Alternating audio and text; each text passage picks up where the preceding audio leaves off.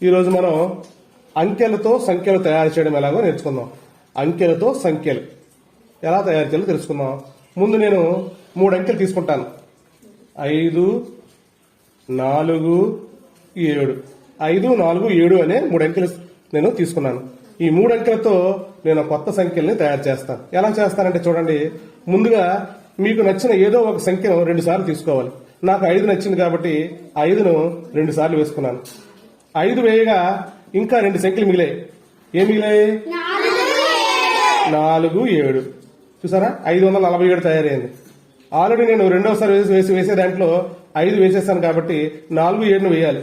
4, 7 ఎలాగుందో అలా వేస్తే సేమ్ అదే నెంబర్ వస్తుంది. కానీ ఇప్పుడు మనం ఏం చేయాలి, దాన్ని రివర్స్ చేయాలి. 4, 7కు బదులుగా 7, 4 వేద్దాం. వేస్తే 574 అయింది. ఓకే, 5తో తయారైపోయింది. ఇప్పుడు 4తో చూద్దాం. 4ను అదే విధంగా 2 సార్లు వేసుకుందాం. వేసుకొని 4 వేయగా ఇంకా 2 సంఖ్యలు మిగిలాయి. ఏంటంటే మిగిలాయి 5, 7 అంటే 457 అయింది. ఆల్రెడీ ఇక్కడ 400 ఇస్తాం కాబట్టి 57ని రివర్స్ చేద్దాం.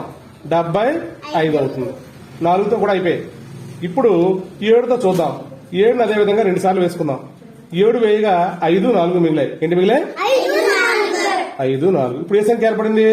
754. ఆల్రెడీ 700 వేస్తాం కదా. ఇక్కడ 54 వేయకుండా దాన్ని ఏం చేయాలి, మనం రివర్స్ చేద్దాం. రివర్స్ చేస్తే 45 అవుతుంది. 745. ఈ విధంగా 3 అంకెలతో 6 సంఖ్యలు తయారవుతాయి. ఎన్ని సంఖ్యలు తయారవుతాయి? అర్థమైందా మీకు? గుడ్.